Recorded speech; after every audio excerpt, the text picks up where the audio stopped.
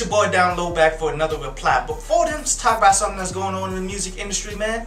So did you guys see that Lil Dicky, the recording artist, man, he raised $100,000 by a Kickstarter to kickstart his career to another level. I know he was being funny and shit in the video, but some of the things that he was saying, he's gonna realize real quick how fast $100,000 is going to go, saying how he wants to work with the best producers and money talks, but then he only raised $100,000 and saying that he's trying to get a beat from Timbaland. Like 2 beats from Timbaland will eat up all that $100,000. But one thing I definitely want to talk about on this, man, notice the difference in support. Like, there is no coincidence that artists like Mac Miller, Macklemore, Lil Dicky, these people are raising this kind of money, getting this kind of buzz, getting this kind of support. I know you guys probably like, well, Nipsey Hussle got so much money off of that shit.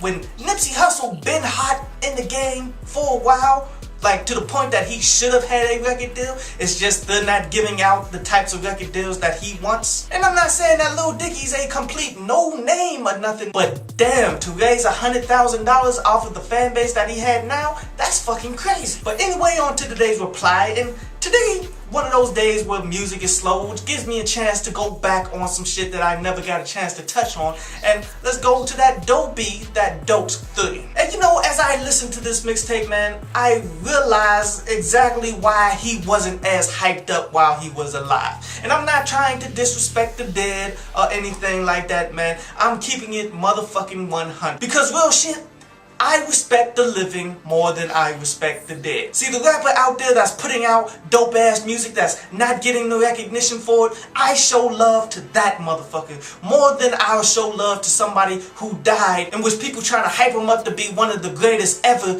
because he died when musically he wasn't that strong to begin with. T.I. came out and said that Doe B is the Southern Biggie, and I completely fucking disagree with it. You listen to Doe B, you realize why he wasn't the headlining attraction to the record label that he was signed to, because he wasn't fucking ready. Really, the music he was kicking out was following the trend of what's already fucking happening. While when Biggie was coming out, he did music different than what every other New York artist was doing. He was a trendsetter. Doe B was the trend follower. And I'm not trying to take away from Doe B's potential. Like, off of this mixtape, he has some pretty decent joints, man. Like that You Don't Even Know and that Eye for an Eye, man. And he has some solid production on there as well. But you break him down lyrically, was not ready. His flow, up and down, man. Like, sometimes he's doing good, other times not so much. I mean, overall, I give the mixtape a 6 out of 10 and may that man rest in peace. And this is more the reason why you should go out and support a artist, man, that's coming up, that got fucking skills, and search them out before motherfucker die so that they can benefit while they're fucking living. But anyway, on to today's article from downloadpass.com.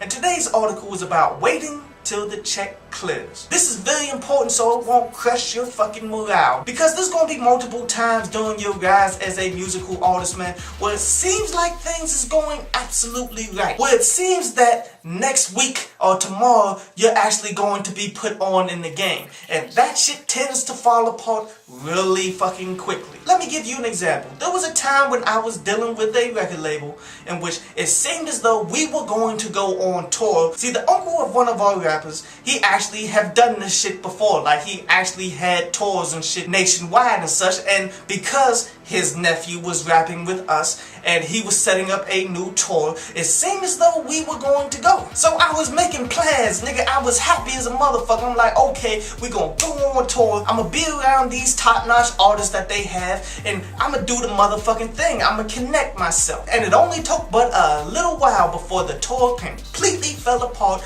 and the nigga right back to ground fucking zero. And because I didn't wait for the check to fucking clear to make sure that that shit was actually for real, that shit crushed me for like some months. And that's the thing, whenever something really positive comes around, you definitely want to go ahead and chase after that shit, but don't get so attached to it that if it falls apart, it's gonna fuck you over, because it happens a lot in this game.